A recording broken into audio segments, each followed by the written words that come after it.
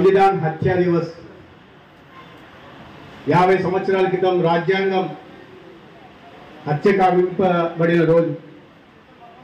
ఆ చీకటి రోజుల్ని గుర్తు చేసుకుంటూ ఆ అంధకారం నుండి భవిష్యత్తును వెలుగులోకి తీసుకెళ్లడం కోసం ఏర్పాటు చేసుకున్న ఈ కార్యక్రమంలో పాలు పంచుకుంటున్న ఏలూరు పట్టణ ప్రముఖులు,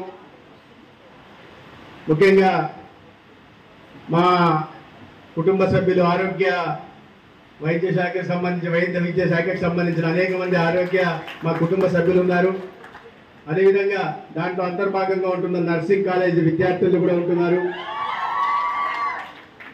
అదేవిధంగా తెలుగుదేశం, జనసేన, బీజేపీ నాయకులకి, కార్యకర్తలకి నేను చూస్తున్నా, నేను ఏ ఊర్లో ఉన్నా నాకు అనుమానం వస్తుంది. ఏలూరులో ఉన్నానా, కడప జిల్లా ప్రొద్దుటూరులో ఉన్నాను. మా ప్రొద్దుటూరు నుంచి కూడా వచ్చున్నారు ఇక్కడ. అది మరి ఏదైనా యాదృచ్ఛికంగా వచ్చారో లేదా నన్ను కలవడానికి వచ్చారో నాకు తెలియదు, కానీ ప్రొద్దుటూరు నుంచి కూడా వచ్చున్నారు. అందరికీ నమస్కారం. మిత్రులారా, ముందుగా మన్నించాలి. ఒక రాజకీయ కార్యకర్త ఏ రకంగా ఉండకూడదో ఆ రకంగా నేను ఇవాళ ఈ కార్యక్రమంలో వ్యవహరిస్తున్నాను. ఎందుకంటే సమయానికి ముందు రావాలి, సమయం తర్వాత కూడా కార్యకర్తలతో కాస్త సమయం గడపాలి, తర్వాత వెళ్ళాలి. కానీ కాస్త ఇబ్బందికర పరిస్థితుల్లో ఇవాళ విజయవాడలో ఇదే కార్యక్రమాన్ని ప్రభుత్వం ఏర్పాటు చేస్తున్నది. దాంట్లో గౌరవ ముఖ్యమంత్రి చంద్రబాబు నాయుడు గారు, ఉప ముఖ్యమంత్రి పవన్ కళ్యాణ్ గారు, ఇతర మంత్రులు కూడా ఉంటున్నారు. కాబట్టి ఆ కార్యక్రమం నాకు రాత్రి తెలిసింది. 5 గంటలకు పెట్టారు. దాంతో మొత్తం కార్యక్రమం కాస్త ఇదైంది. పైగా నేను ఎన్టీఆర్ జిల్లాకి ఇన్ఛార్జ్ మంత్రిగా, పైగా ఆ కార్యక్రమంలో ఈ ఎమర్జెన్సీ గురించి, ఆ చీకటి రోజుల గురించి చెప్పాల్సిన బాధ్యత కూడా నా మీద ఉంది. కాబట్టి ఎక్కువ సమయం గడపలేకపోతున్నా. నాతో పాటు నా అసెంబ్లీలో సహచర సీనియర్ సభ్యులైన ప్రభాకర్ గారు కానీ లేదా రాధాకృష్ణయ్య గారు కానీ వారు మాట్లాడుతున్న సందర్భం కూడా నేను ఉండలేకపోతున్నాను. దీన్ని అన్నదా భావించకుండా నా పరిస్థితిని అర్థం చేసుకొని మన్నించాల్సిందిగా మీ అందరికీ చేతులెత్తి నమస్కరిస్తూ, 50 సంవత్సరాల క్రితం ఈ దేశంలో అత్యవసర పరిస్థితి, ఎమర్జెన్సీని విధించారు. రాజ్యాంగంలోని 352 అధికరణ, ఆనాడు అంబేద్కర్ గారు కూడా ఊహించి ఉండరు ఈ అధికరణ పెట్టినప్పుడు.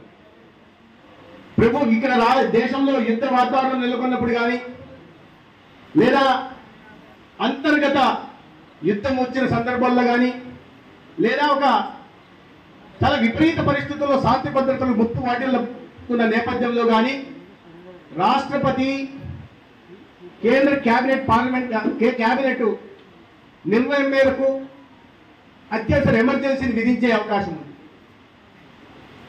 కానీ 50 సంవత్సరాల క్రితం విధించిన ఎమర్జెన్సీ అటువంటి పరిస్థితులు లేవు.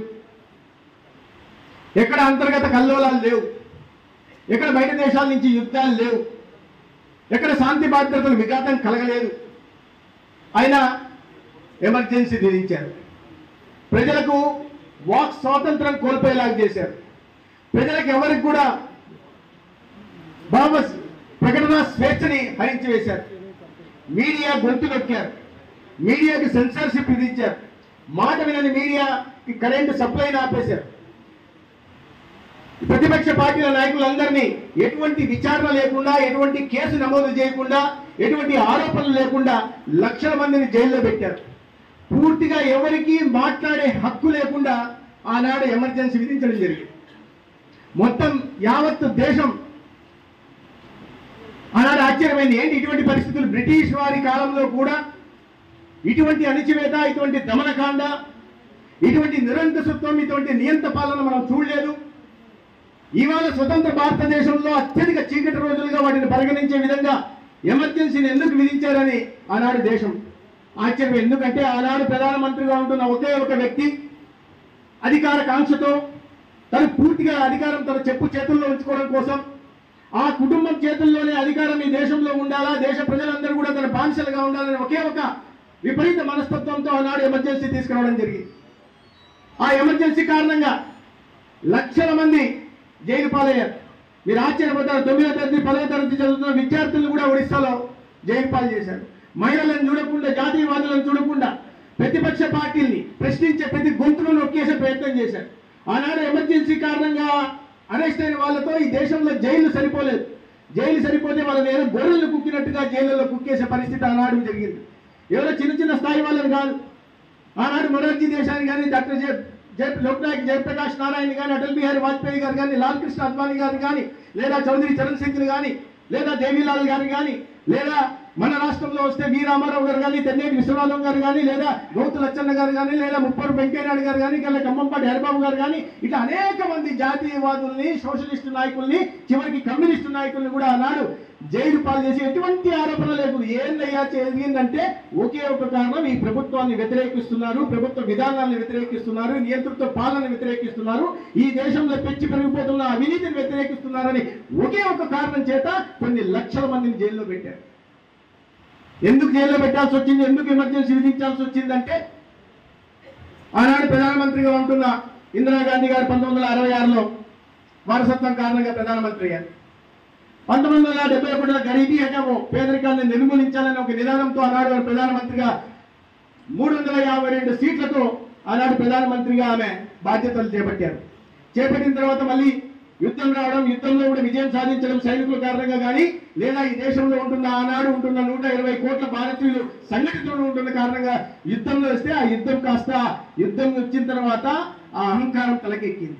అహంకారం తలకెక్కిన తర్వాత చుట్టుపక్కల ఉంటున్న భజన పరులందరూ కూడా ఆనాడు ఇందిరాగాంధీ గారి పక్కన చేరి, అమ్మా నీలాంటి లేదు, నీలాంటి దుర్గామాత నువ్వు, నిన్ను మించిన నాయకుడు ఈ ప్రపంచంలో లేదు అని చెప్పడం మొదలుపెట్టారు. ఒక బారువారి ఒక కాంగ్రెస్ నాయకుడు అయితే ఏకంగా India is Indira, Indira is India, ఇందిరానే ఇండియా, ఇండియానే ఇందిరా అనే మాట. అటువంటి భజన పరులంతా చుట్టూ చేరి మాట్లాడుతా, పొగడుతా, కీర్తిస్తా ఉంటే నేను దైవాంశ సంభూతురాల్ని, నాకు ఎదురు లేదు, ఈ దేశంలో ఏమి చేసినా చెల్లుతుందనే ఒక అహంకార నియంతృత్వ పోకడలకి ఆనాడు ఇందిరాగాంధీ గారు లోనయ్యారు. అదే సమయంలో విపరీతమైన అవినీతి పెంచి పెరిగిపోయింది. దేశమంతా, ముఖ్యంగా గుజరాత్ కాంగ్రెస్ ప్రభుత్వం ఉండేది. గుజరాత్ కాంగ్రెస్ ప్రభుత్వం ఉంటే అక్కడ విపరీతమైన అవినీతి ఆరోపణలు వస్తే గుజరాత్ లో నవ నిర్మాణ్ సమితి అనే ఒక సంస్థ ఆనాడు సంఘటితమైపోయి ఆ అవినీతి ప్రభుత్వానికి వ్యతిరేకంగా పోరాటం చేసింది. అదే సమయంలో లోక్నాయక్ జయప్రకాష్ నారాయణ గారి ఆధ్వర్యంలో బీహార్లో కూడా ఛాత్ర సంఘర్ష సమితి ఇదే విధంగా ఉద్యమాలు చేపట్టడం జరిగింది. అవినీతి అనేది వేళ్ళునకపోయిన తరుణంలో అనేక మంది ఈ దేశ హితం కోరుకునే వాళ్ళు, సమాజ హితం కోరుకునే వాళ్ళు ఆనాడు ఆ అవినీతికి వ్యతిరేకంగా గలమెత్తడం మొదలుపెట్టారు.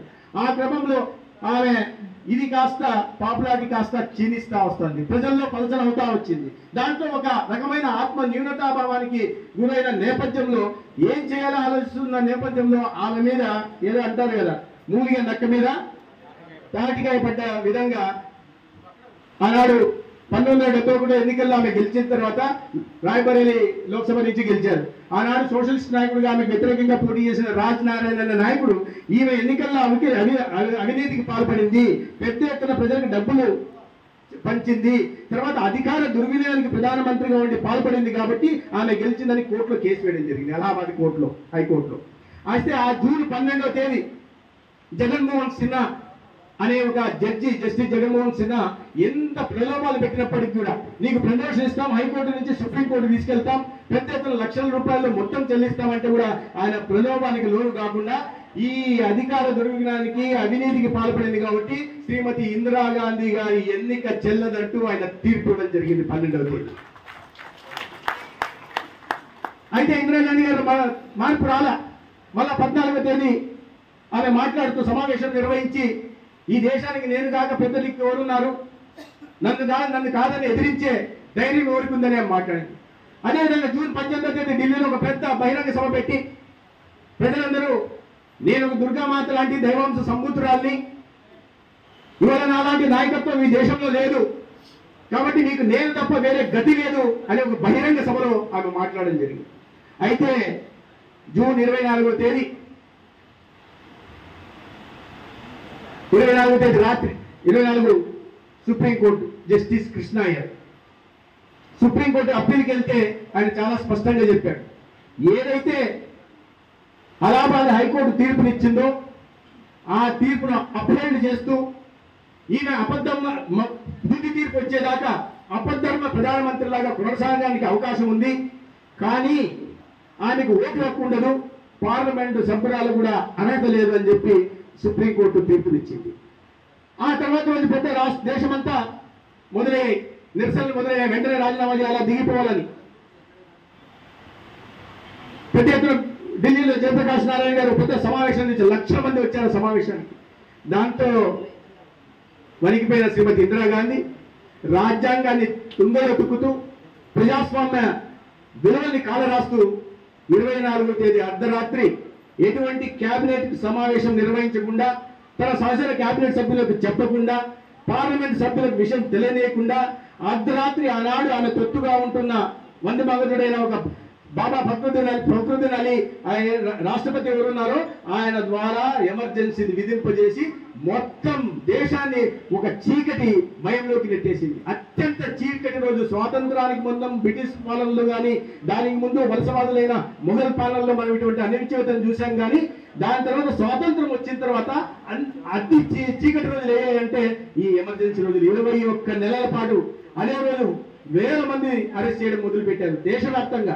ఈ సోషలిస్ట్ నాయకులు కానీ, ప్రతిపక్ష నాయకులు కానీ ఆనాడు అనేక మందిని అన్ని మీడియా మీద ఆంక్షలు విధించడం మొదలుపెట్టారు. అన్ని మీడియా సంస్థలు కూడా ఆనాడు ఆమె ఒత్తిడి కేవలం దూరదర్శన్, ఆల్ ఇండియా రేడియో మాత్రమే ప్రచారం చేయడం మొదలుపెట్టాయి. అవన్నీ కూడా ఇందిరాగాంధీ గారికి మద్దతుగా ప్రచారం చేయడం పట్టాయి. మిగతా పత్రికలు ఏవి కూడా పని చేయకుండా ఆనాడు ఆంక్షలు ఇచ్చారు. మీడియా 7,000 మంది జర్నలిస్ట్ను అరెస్ట్ చేశారంటే మీరు అర్థం చేసుకోండి. అకారణంగా ఎందుకయ్యా అంటే ఈ తీర్పు వచ్చింది, హైకోర్టులో తీర్పు వచ్చింది, సుప్రీంకోర్టు దాన్ని అప్పీల్ చేసింది, ఎమర్జెన్సీ విధించారు.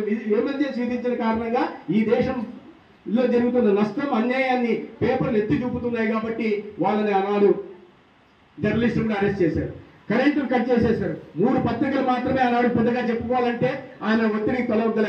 ఒకరు Indian express Ramnath Goenka, 2 statesman పత్రిక చక్రవర్తి అయితే, 3వది మన రాష్ట్రానికి సంబంధించిన ఈనాడు సంపాదకుడు రామోజీరావు గారు ఆనాడు ఆ అన్యాయానికి అణచివేతకి ఎదురు నిలబడ్డారు.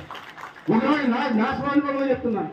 2 సంవత్సరాల క్రితం నేను వెళ్ళి కలిసినప్పుడు రామోజీరావు గారి ఊరికి మర్యాదపూర్వకంగా కలిస్తే వారు అన్నారు, ఎమర్జెన్సీ గురించి నేను అన్నాను, సార్ ఎమర్జెన్సీ రోజుల్లో మీరు ఈ రకంగా పోరాడారు కదా అంటే ఆయన అన్నారు, నాకు ఈ సోమాజిగూడ ఆఫీస్లో నేను ఇంటికి కూడా వెళ్లకుండా బాత్రూమ్ లేకపోతే బాత్రూమ్ నిర్మించుకొని కొన్ని నెలల పాటు ఈనాడు కార్యాలయంలోనే ఉంటూ, ఎందుకంటే బయటకు వస్తే అరెస్ట్ చేస్తారా లేదా చంపేస్తారా అనే భయాందోళన పరిస్థితులు ఉండేవి. అటువంటి పరిస్థితుల్లో ఇక్కడి నుంచే వచ్చి పనిచేసే ప్రయత్నం చేశామని చెప్పి ఆనాడు రామోజీరావు గారు చెప్పారు. ప్రజాస్వామ్యాన్ని, రాజ్యాంగాన్ని అపహాస్యం చేసినటువంటి చీకటి రోజు, ఎమర్జెన్సీ విధించినటువంటి రోజు, ఆ యొక్క రోజుల్ని గత పాలకులు చేసినటువంటి ఈ దేశానికి జరిగినటువంటి అన్యాయాన్ని, నష్టాన్ని, అన్ని విషయాలను తెలియజేయడానికి గౌరవ మంత్రి గారు వచ్చారు.